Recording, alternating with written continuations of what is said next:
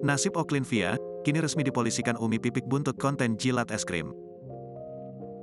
Setelah dipolisikan pengurus besar, PB, Serikat Mahasiswa Muslimin Indonesia, kini ia gantian dilaporkan Umi Pipik. Umi Pipik melaporkan Oklin-Via ke Bareskrim Polri lantaran menerima banyak aduan saat menghadiri majelis talim.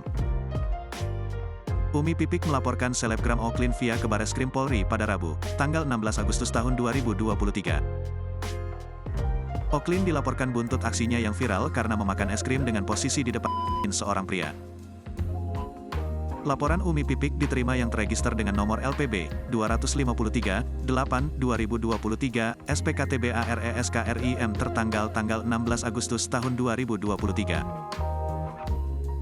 Alhamdulillah hari ini diterima, kata kuasa hukum Umi Pipik, Raudah Mariah, Kamis, tanggal 17 Agustus tahun 2023.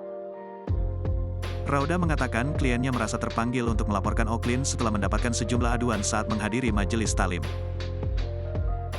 Tindakan Oklin dinilai tak pantas lantaran ia mengenakan pakaian muslimah, akan tetapi melakukan tindakan yang dinilai tak wajar dalam konten memakan es krim.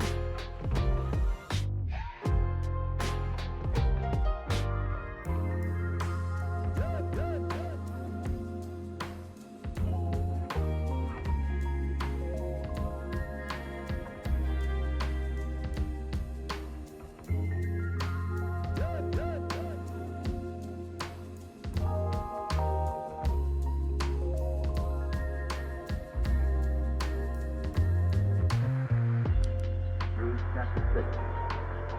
Therefore, reading